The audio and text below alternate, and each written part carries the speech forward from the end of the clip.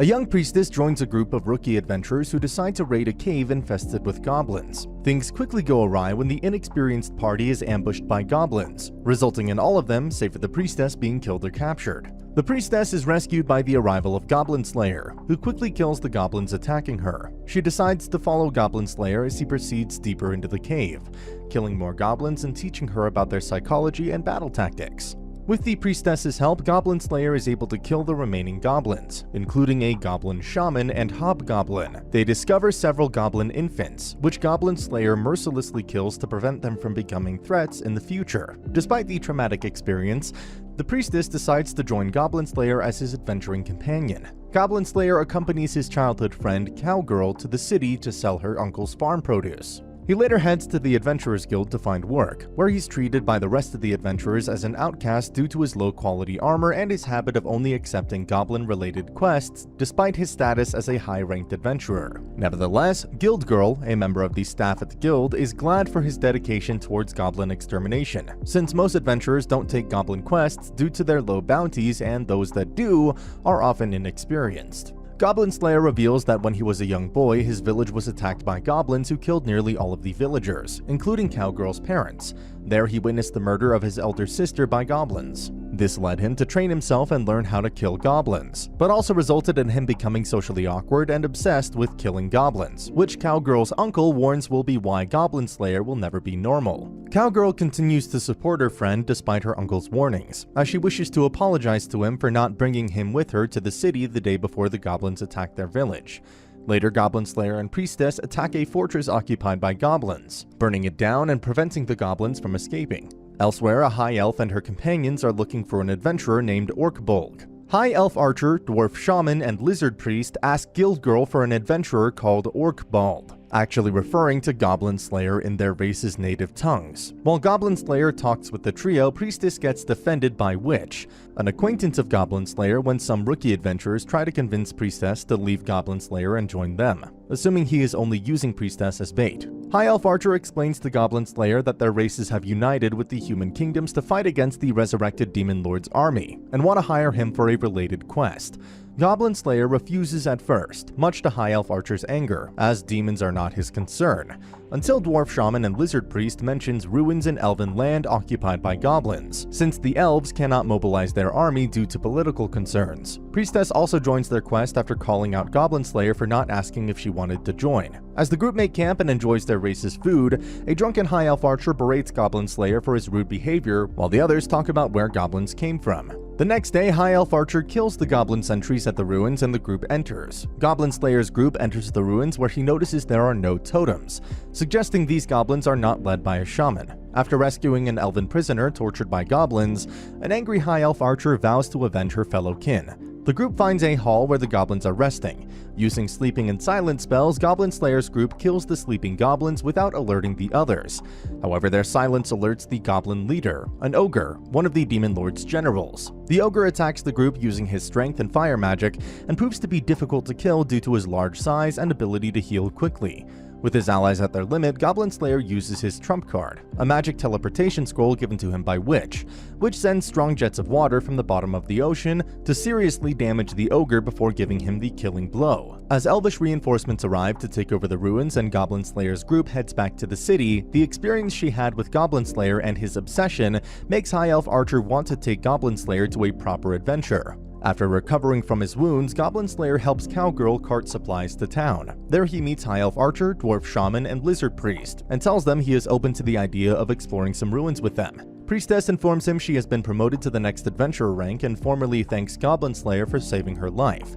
He then encounters two young adventurers who lost a sword in the sewers, and advises them to use a club as an improvised weapon so they can retrieve it. Guild Girl asks him to act as an observer on a promotion exam, where she punishes a Rhea scout for stealing loot from his party. The Rhea scout considers attacking Guild Girl but is dissuaded by Goblin Slayer's presence. Meanwhile, the two young adventurers manage to recover the sword thanks to Goblin Slayer's advice. Goblin Slayer then receives a special goblin slaying request from Sword Maiden herself. 10 years ago, a group of heroes, including Sword Maiden, slew the original Demon Lord. The new hero and her companions slay the resurrected Demon Lord and crush his army, though some generals remain on the loose. Goblin Slayer and the rest of the party journey to Watertown, where they meet Sword Maiden, now retired. Sword Maiden informs them there have been a string of violent murders in the town recently, and they suspect the culprits are goblins in the town's sewer system. Since the army won't mobilize to fight goblins and other adventures have failed, she decided to reach out to Goblin Slayer. Goblin Slayer agrees to the quest and leads the party into the sewers, where they discover the goblins have learned to use boats to navigate the sewers. This puzzles Goblin Slayer, as goblins have never been smart enough to use boats before. After sinking a goblin boat, the party attracts the attention of a giant alligator, which they take advantage of by tricking it into destroying the rest of the goblin fleet. As they return to the surface, Goblin Slayer is troubled at the fact that goblins knew how to use boats, yet were unaware of the alligator, leading him to conclude somebody had placed the goblins in the sewers. After a brief rest in town, Goblin Slayer and his party venture back into the sewers to investigate the source of the goblins. As a precaution, Goblin Slayer brings along a canary to warn them of any poisonous gas. The party delves deeper into the sewers but are led into a trap and locked in a tomb. The goblins also begin pumping poisonous gas into the room, which the canary warns the party of, and they successfully seal off the vents to prevent the gas from entering. The goblins then resort to attacking the party directly, and it's revealed that they are being led by a goblin champion. The goblin champion critically wounds Goblin Slayer and attacks Priestess as the goblins overwhelm the rest of the party. Motivated by Priestess's screams, Goblin Slayer regains consciousness and attacks the goblin champion from behind, tearing his right eye out in the process. The goblin champion and his minions flee, giving the party a chance to regroup. Priestess's wounds are healed, but Goblin Slayer collapses from his own wounds. Goblin Slayer wakes up in the Temple of Law, having been healed with a resurrection miracle. Sword Maiden confides in Goblin Slayer she had been captured and tortured by goblins 10 years ago, which is the source of her scars and partial blindness, and that despite being one of the heroes that slew the Demon King, she is still deathly afraid of goblins. High Elf Archer, Dwarf Shaman, and Lizard Priest decide to continue scouting the sewers, while Goblin Slayer and Priestess spend the day in town recovering and repairing their gear. Witch and Spearman arrive to deliver a mysterious package to Goblin Slayer. Meanwhile, Cowgirl continues to wait for Goblin Slayer's return, despite her uncle's warnings he may not come back one day. The next day, the whole party heads back to the sewers and find a room guarded by a powerful demon. Goblin Slayer uses the package, which contains fine flour, and spreads it around the room to create a dust explosion. The explosion kills the demon, and the party investigate the mysterious mirror it was guarding. The party discovers the mirror is actually a gate linking the sewers of Watertown with the Green Moon, allowing goblins to enter. As Lizard Priest works to remove the mirror from the wall, the rest of the party repel the goblin counterattack led by the goblin champion. Once the mirror is loose, Goblin Slayer has the party take shelter under it while Dwarf Shaman collapses the roof. All of the goblins are crushed, but the mirror protects the party, leaving them unscathed. The party encases the mirror in cement and sinks it into the river, as they can't guarantee other goblins won't learn to use it.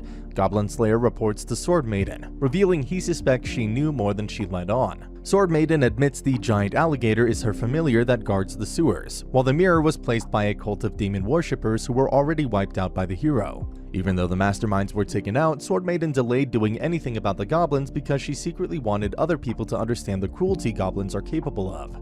Goblin Slayer merely replies he cannot save her from her trauma, but he will kill the goblins if she asks him, even in her dreams, which seems to alleviate her worries. On the way back to their town, Goblin Slayer tells the rest of the party he plans on making ice treats, and the party promise to help him. The hero's defeat of the Demon Lord and his army are confirmed, and she becomes the 10th person ever to achieve a platinum rank.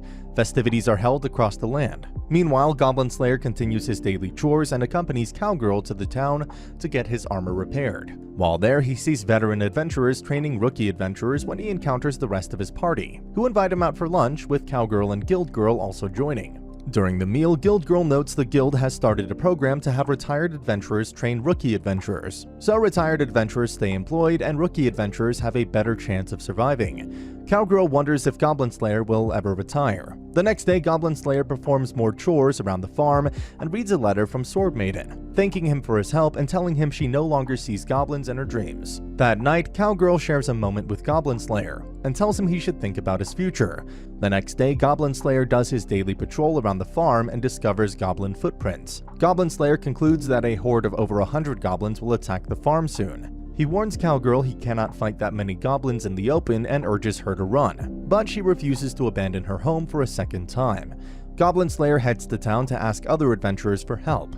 They refuse at first since there's no quest or reward posted for fighting the Goblin Horde. Goblin Slayer then offers everything he owns: equipment, assets, knowledge, and time, as the reward for helping them fight. Sensing how serious Goblin Slayer is about the situation, Spearman and Witch agree to fight with him, as well as the 2 rookie adventurers Goblin Slayer helped, and Goblin Slayer's party also joins without question for the rewards of food and drink afterward or him joining for an adventure. Guild Girl then announces she's posted a bounty for 1 gold for each dead goblin, which convinces the rest of the adventurers to join. Goblin Slayer warns the adventurers the horde is being led by a Goblin Lord, a highly intelligent goblin that specializes in leadership. He devises an effective strategy for the adventurers to fight the horde, and the first few waves of goblins are easily defeated. The Goblin Lord then sends a number of hobgoblins and goblin champions at the adventurers and attempts to flee, but is intercepted by Goblin Slayer. While the veteran adventurers slay the hobgoblins and goblin champions, Goblin Slayer fights the Goblin Lord alone, but is defeated. However, when Goblin Slayer is about to be killed, Priestess casts 2 protection spells to trap the Goblin Lord. The Goblin Lord attempts to trick Priestess by begging for mercy, but this fails and Goblin Slayer kills him. It's revealed that this was all part of his plan, acting as bait so Priestess could entrap the Lord. After all the goblins are killed and the farm secured, the adventurers return to the guild to celebrate, where Goblin Slayer confides to Cowgirl he has started to pick up interest in becoming an adventurer. He removes his helm by Priestess's request as her reward, and the other adventurers are surprised to see his face for the first time. In the epilogue, Priestess narrates that Goblin Slayer is just another pawn on the board to the gods, but the gods have taken an interest in him due to his refusal to let the gods roll the dice on his actions, meaning his fate is completely unknown to them. She then remarks Goblin Slayer is still out there fighting. Have you guys ever said one word so many times that your brain just starts to question if you're saying it right or if that's actually how it's said? I said goblin 140 times total throughout this video, and never has a word sounded so weird. As always, if you liked what you saw, subscribe to the channel. I'll be uploading a lot of videos just like this, so I'll see you at the next one.